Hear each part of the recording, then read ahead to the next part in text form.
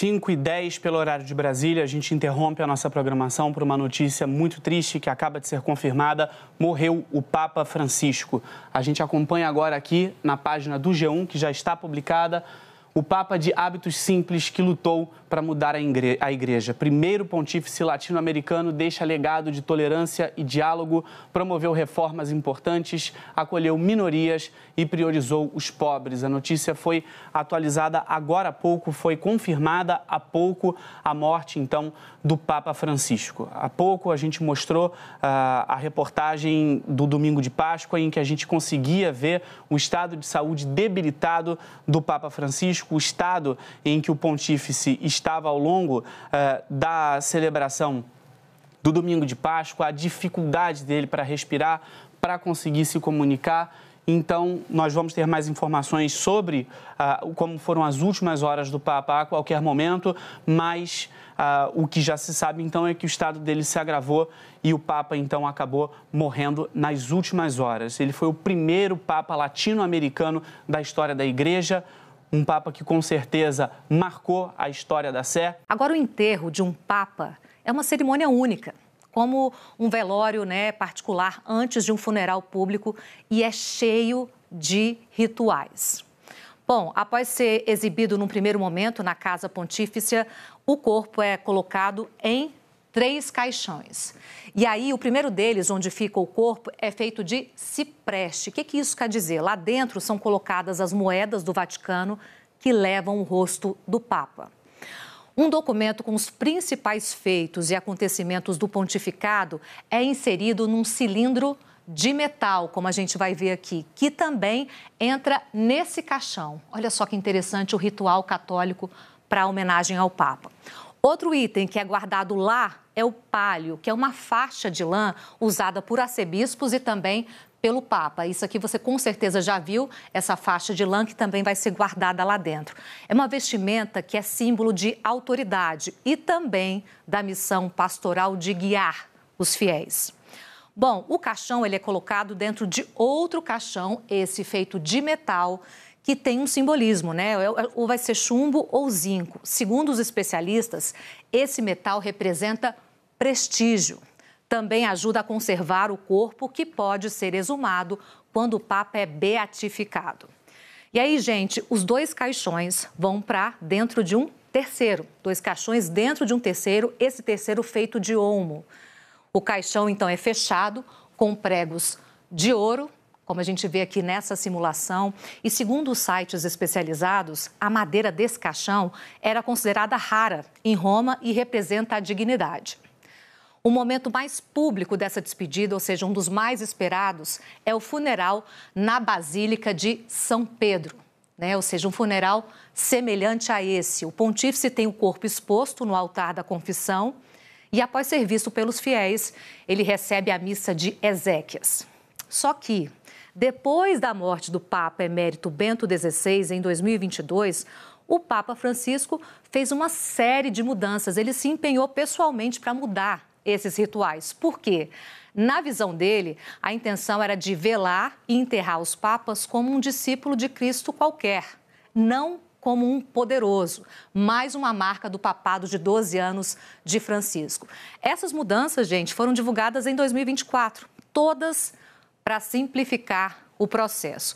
Entre essas mudanças, que tem ali a digital do Papa Francisco, ficou estabelecido que só haverá uma única cerimônia de caixão aberto e sem um longo rito de fechamento do caixão. Ele resumiu tudo, tornou tudo mais humilde, uma das marcas de Francisco.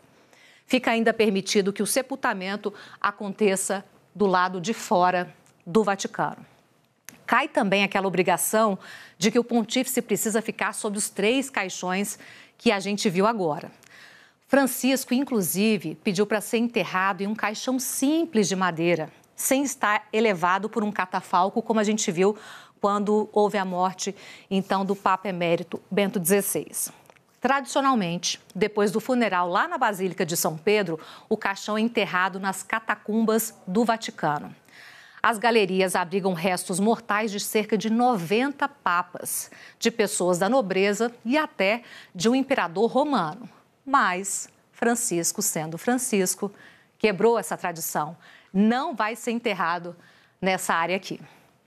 O sepultamento vai acontecer na Basílica de Santa Maria Maior, em Roma.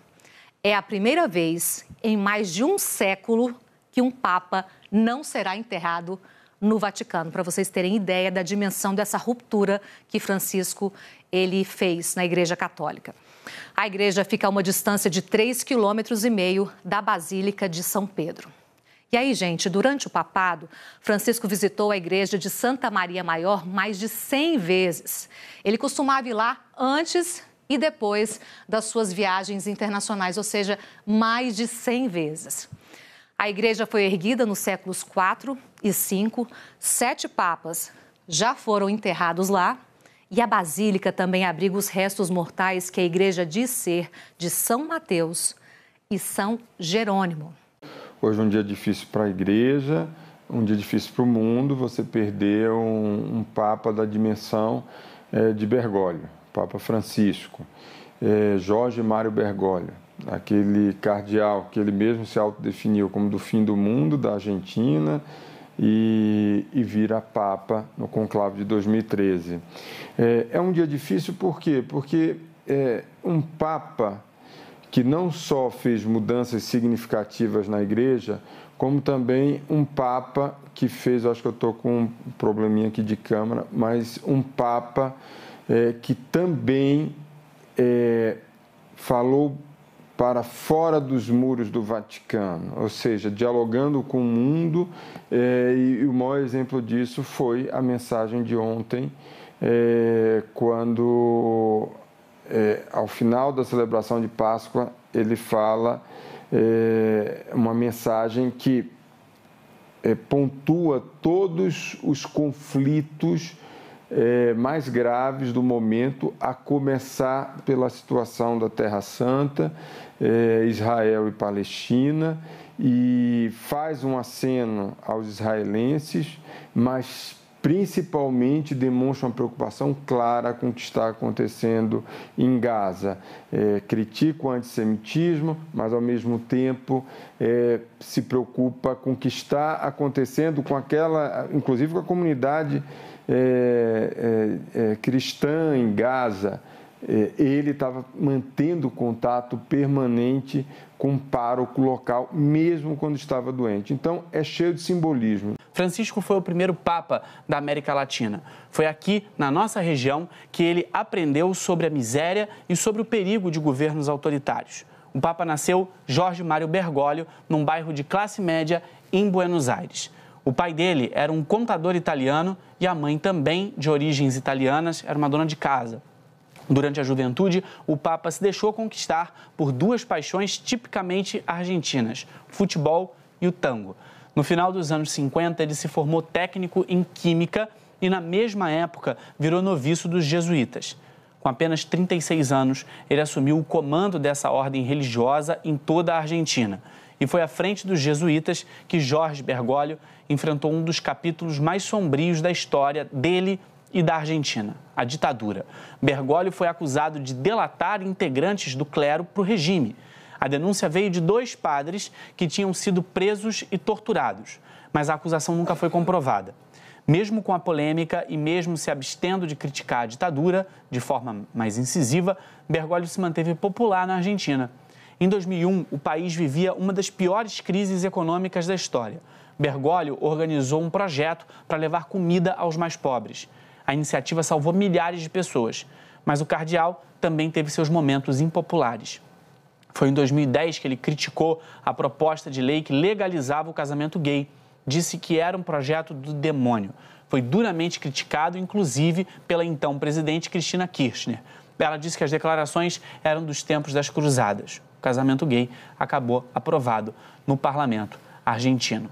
E para finalizar, pessoal, você sabia que é possível ganhar dinheiro sem precisar sair de casa? Com a era da internet e o mundo ficando cada vez mais digital, isso agora é totalmente possível. Por isso, quero destacar aqui uma ótima oportunidade de gerar uma renda extra diretamente de casa, usando apenas o seu celular, tá? E não é para ficar milionário e comprar aí Porsche, BMW não, tá? Mas é para fazer uma renda aí boa. Já tem muita gente aí conseguindo ganhar entre 500, 700 e até 3.000 reais por mês com com isso. E é claro, quero enfatizar que não é nada ilícito, tá? Não é casa de apostas, nem bets, nada disso. Se você se interessou, é só acessar o link que está na descrição desse vídeo aqui e também no primeiro comentário fixado, tá? E ele vai te levar diretamente para uma conversa com o nosso companheiro Clayson. Lá ele vai te explicar tudo direitinho e tirar todas as suas dúvidas sobre como começar, tá? Então não perde tempo e já clica no link aqui embaixo. Então é isso, pessoal. Fico por aqui. Um grande beijo. Até mais. Fui!